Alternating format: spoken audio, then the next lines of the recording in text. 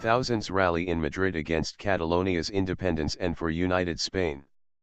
Thousands of people in central Madrid have chanted "Prison for Puigdemont," as they gathered under a giant Spanish flag in anger at Catalonia's unilateral declaration of independence under secessionist leader Carles Puigdemont. As music blared from giant speakers from British band Coldplay to Spanish singer Manolo Escobar's Y Viva España, and Long Live Spain in Spanish, pro-unity protesters banded together on the square. Unhappy with Catalonia's secession bid, many also directed anger at Prime Minister Mariano Rajoy, whom they accuse of having been too soft on the region's separatist leaders. On Friday, the Catalan parliament declared unilateral independence. Mr. Rajoy replied by axing Mr. Puigdemont and his executive, dissolving parliament and calling snap December 21 regional elections to quash what he termed an escalation of disobedience. In a pre-recorded televised statement, Mr. Puigdemont said only the regional parliament can elect or dismiss the Catalan government, vowing to continue working to build a free country.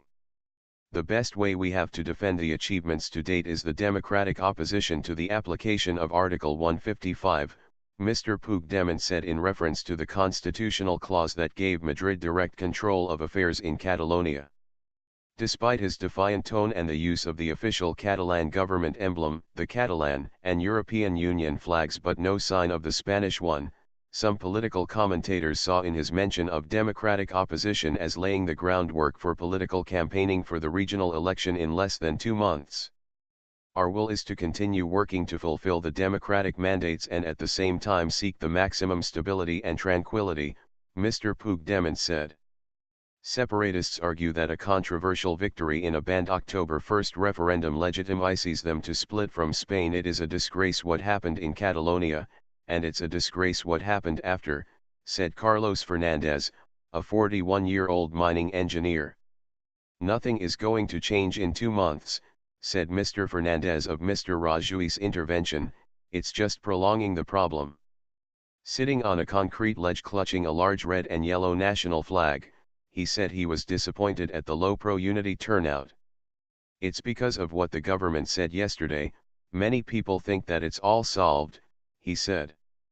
Today, we have all come to demonstrate our unity, to proclaim that we will get Catalonia back, one presenter told the crowd.